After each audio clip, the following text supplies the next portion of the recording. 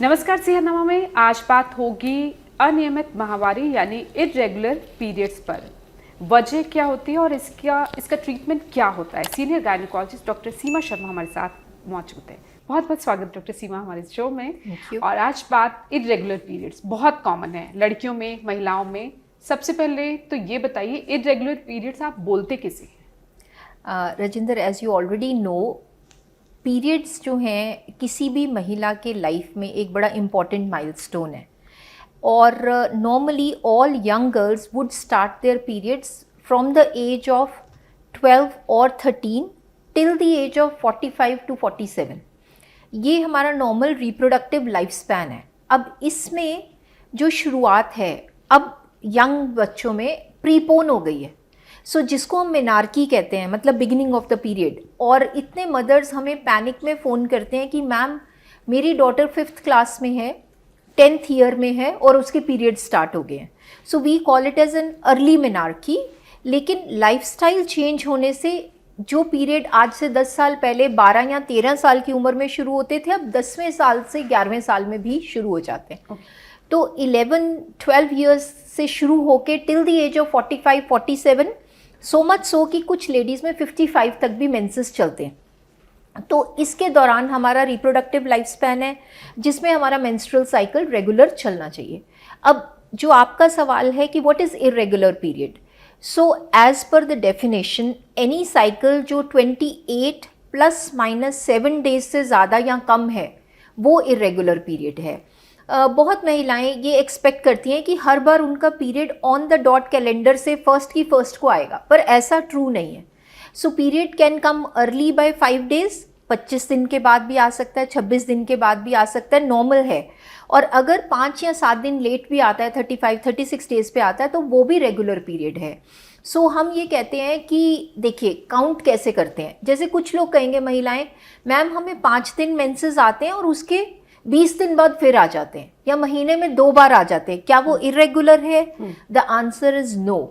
हम पीरियड को डे 1 से काउंट करते हैं। जैसे किसी का पीरियड 1st को आया, नेक्स्ट पीरियड 28 को आया, ये रेगुलर साइकिल है। इसको इरेगुलर नहीं कहा जाता। सो ये मिसकंसेप्शन मैं क्लियर करना चाहती हूँ कि बहुत बार हम फॉल्सली पैनिक हो जाते हैं। हम सोच रहे हैं कि हमारा साइकिल इरेगुलर है, whereas it is regular. So do not panic अगर आपका पीरियड 4-5 दिन जल्दी आ रहा है हर साइकिल में, या 5-6 दिन लेट आ रहा है।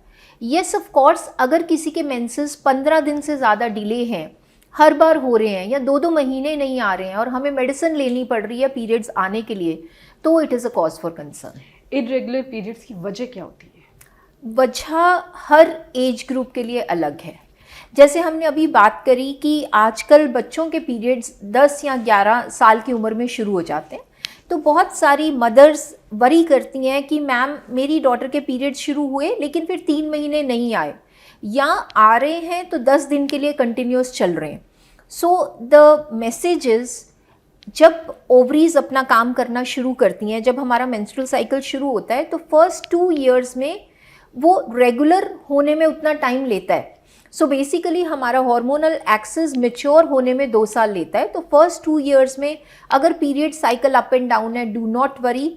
यंग गर्ल्स को सिर्फ हम कहते हैं आप अपना आयरन दीजिए, कैल्शियम दीजिए, उनका हीमोग्लोबिन डाउन नहीं होना चाहिए।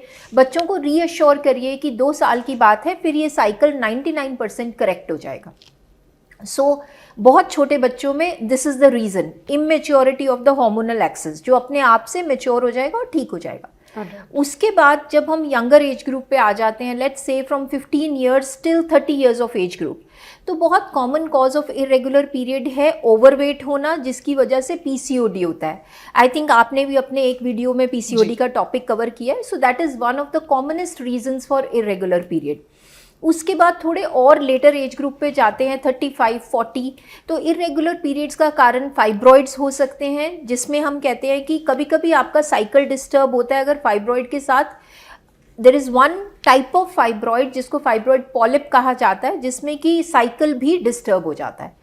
फिर उसके बाद हॉर्मोन्स की इरेगुलरिटी के करके, जैसे कुछ लेडीज़ हैं जो बर्थ कंट्रोल पिल्स यूज़ करती हैं, Mala N, Mala D, overall, these are birth control pills और हार्मोनल पिल्स।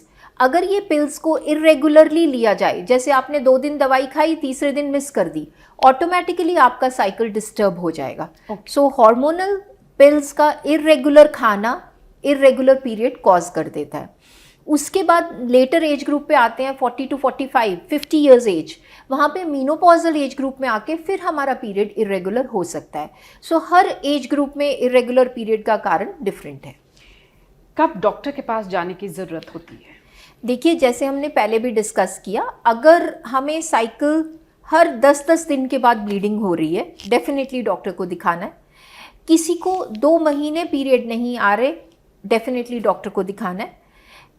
30 डेज के साइकिल में इन बिटवीन आफ्टर इंटरकोर्स किसी को ब्लीडिंग हो रही है, must go to the doctor. कोई पीरियड इतना हैवी जो आपके हीमोग्लोबिन को 11 या 12 से ड्रॉप करके 8-9 पे कर रहा है, इसका मतलब it is a heavy period and we need to know the cause. So and if there is any change in the cycle, जैसे लेट्स से अ वुमन, उसका मेंस्ट्रुअल साइकिल शुरू से 28 से 30 डेज है, लेकिन 1 साल से उसका पीरियड बहुत हैवी हो गया, 5-6 डेज है, क्लॉटिंग हो रही है, हैवी फ्लो हो रहा है, then they must see a doctor. और इरेगुलर पीरियड से क्या बचा जा सकता है? कोई prevention?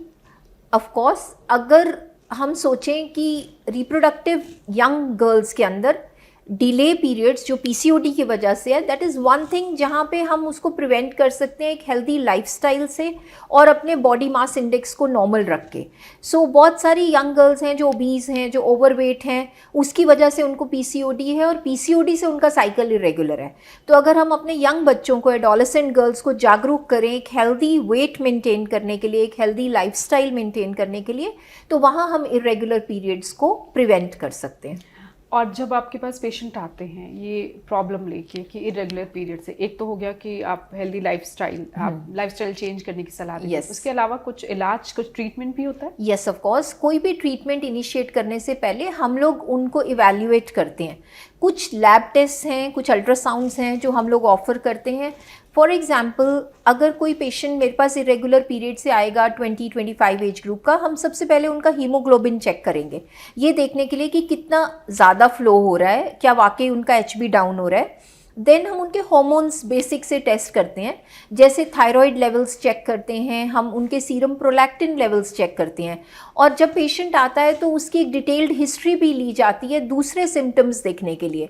For example, with irregular period अगर मेरे पेशेंट का वेट बहुत ज़्यादा है, उसको हेयर ग्रोथ है, फेस पे बाल आ रहे हैं जो अनचाहे बाल हैं, जिसको हम हर्सुटिज्म कहते हैं, मतलब कि गर्ल्स में एबनॉर्मल एरियाज पे बाल आना। For example, girls should not have here in the moustache area, in the beard area, but अगर वो हो रहा है तो वो एबनॉर्मल है। सो अगर गर्ल्स में एबनॉर्मल हेयर ग्रोथ है, एक्ने हैं जो कि एज के हिसाब से नहीं होने चाहिए बट बहुत ज़्यादा एक्ने हैं, या ब्रेस्ट में से कोई वाटरी डिस्चार्ज है, तो हम उनके हार्मोनल टेस्ट करते हैं टू नो द कॉज। सो अगर किसी को थायराइड है, वो करेक्ट करने से पीरियड ठीक हो जाएगा। प्रोलैक्टिन लेवल्स हाई हैं, अगर ब्रेस्ट में से सिक्रीशन आ रही है तो हो जाएगा। जो यंगर एज ग्रुप है वहाँ पे प्रेगनेंसी टेस्ट करना बहुत ज़रूरी है, because many a times young unmarried girls they come with absent period and we are caught unaware. हम प्रेगनेंसी टेस्ट करते हैं और वहाँ 3-4 महीने की प्रेगनेंसी होती है। Then ultrasound is one basic test जो हम करते हैं to look out for polycystic ovaries, to rule out fibroids and any ovaries में cyst etc. So last but not the least, अगर prolactin levels high हैं तो हम कई बार MRI करते हैं। So these are the basic tests which we do, and when you ask for treatment तो हमारे पास बहुत सारे medicines available हैं, हार्मोनल मेथड्स हैं जिनके साथ हम ये इरेगुलर पीरियड्स को कंट्रोल कर सकते हैं। एक बार अगर ट्रीटमेंट हो जाता है तो उसके बाद सब कुछ हमेशा के लिए नॉर्मल रहता है या फिर कभी बिगड़ने का भी चांसेस होते हैं? ऐसा है कि अगर देर आर फ्यू थिंग्स जो हम क्योर कर सकते हैं, देर आर फ्यू थिंग्स जिनको हम टेम्परेरीली सेट कर सकते हैं, but they can recur, they can definitely recur, but early treatment और इंटरवीन करने से फ्यूचर फर्टिलिटी जो है वो अफेक्ट नहीं होती है। फॉर एग्जाम्पल पीसीओडी है, अगर हम उसको ट्रीट नहीं करेंगे तो फिर आगे जाके इनफर्टिलिटी की समस्या भी बन सकती है। यानी कि इरेगुलर पीरियड्स को लाइटली नहीं लेना चाहिए। कोई मैसेज आप देना चाहें जाते जाते? बस यही कि फर्स्ट पैनिक नहीं करें। अगर आपको लग रहा है कि मेरे पीरियड्स की समस्या है तो किसी एक्सपर्ट से ज़रूर डिस्कस करें, और मैनी अ टाइम्स आपका जो वो डर है वो इनवैलिड होगा, बट येस हाँ अगर कोई प्रॉब्लम है तो उसका अर्ली डायग्नोसिस और ट्रीटमेंट जो है वो बेस्ट ऑप्शन है। बहुत बहुत शुक्रिया डॉक्टर सीमा। उम्मीद करती हूँ कि जो महिलाएं या लड़कियां इरेगुलर पीरियड से जूझ रही हैं उन्हें उनकी समस्या का हल मिल गया होगा। सेहतनामा विद राजेंद्र के साथ बने रहिए।